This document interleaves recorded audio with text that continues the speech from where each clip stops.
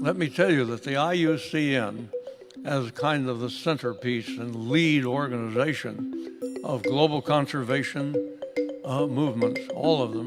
To me, hope comes with the synergy of scientists, philosophers, economists, legal experts, the whole mosaic that IUCN brings together. This is where different groups are talking without necessarily bringing all their political baggage.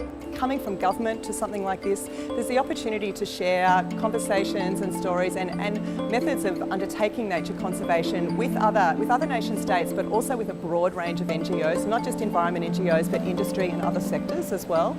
In the European Union, the role of IUCN is indispensable, and with around 300 members, it is the significant actor in shaping and promoting EU legislation.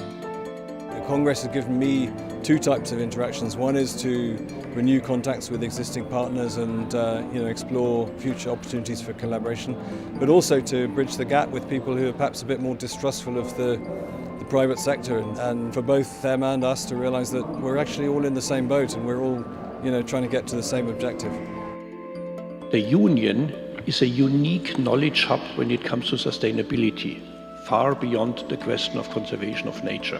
There's been some really ambitious motions approved through this Congress. I'm very impressed with what we've achieved here, and when I look back 10, 20, 30 years ago, these other Congresses that I've been to, I really see an improvement in the awareness and much more collaboration among different sectors.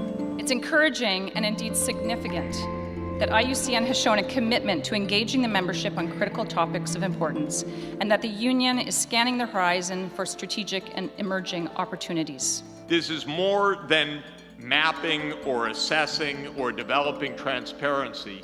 This is making plans of action, and we need it urgently.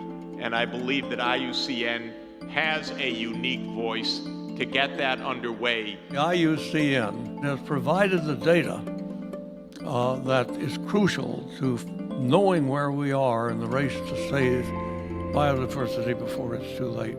I also want to applaud IUCN for making the next generation a priority, inspiring scientists, park rangers, wildlife biologists, outdoor stewards, all of you for being here. Thank you, IUCN, for reaching out into young communities. That is where the beauty of IUCN comes into play. It's in its very name, the International Union for Conservation of Nature, Union. We need to work together to move forward. May I hear a shout out for IUCN?